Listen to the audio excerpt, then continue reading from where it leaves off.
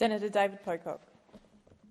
Thank you, Acting Deputy President. I thank Senator Tyrrell for bringing this matter of public importance to the Senate and support it wholeheartedly.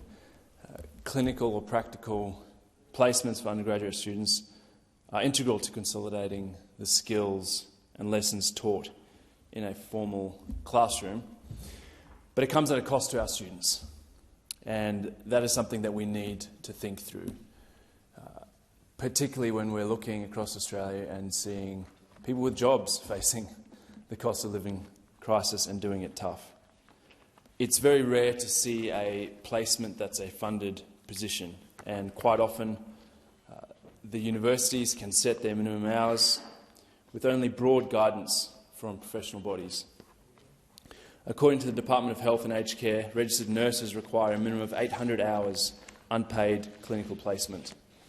The AMA says medical students require 2,760 hours. Trainee physiotherapists require between 700 to 1,000 hours. For teachers, it's 600 hours, and for social workers, it's 1,000 hours. 1,000 hours is about 25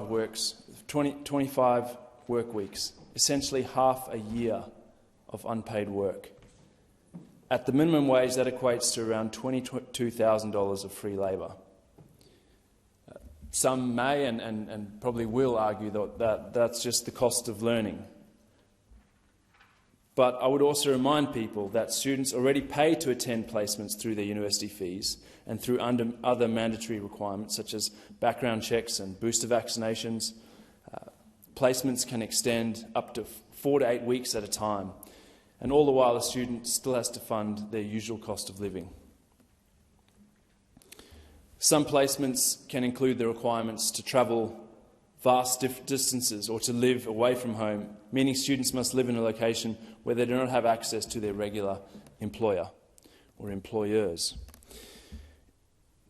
It's a great deal of stress that we are putting on the shoulders of our future clinicians at a time where they should be focused on their studies. It has been put to me that clinical placements are already stressful enough, and that with these additional strains we are launching our junior clinicians into their careers in states of mental and financial stress. We're hearing stories of people not actually finishing their studies due to the financial stress. I reached out to one clinician today to understand their experience. Here's what they had to say. During my placement, we were explicitly told not to work. This was because our placements were 40 hours a week for up to 8 weeks. So it wouldn't be safe to work outside of this. People do, though, and some worked as nursing assistants or enrolled nurses where they have a duty of care, which I think is dangerous. But you need money to live, so there's no real escaping it. There just aren't enough hours in the day to do 8 hours of placement, then paid work, then uni work. And we were often used as paid staff, even though we should have been supervised with everything we did. An understaffed unit is of course going to use the extra hands to their advantage, rather than focusing on education and development of those students.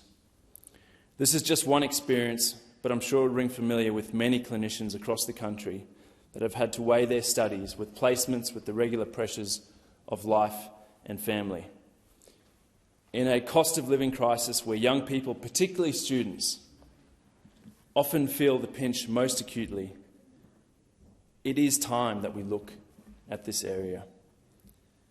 Again, I thank Senator Tyrrell for bringing this to the Senate today, and hope we can continue with the conversation on behalf of the future clinicians that we so desperately need in our health and social services systems.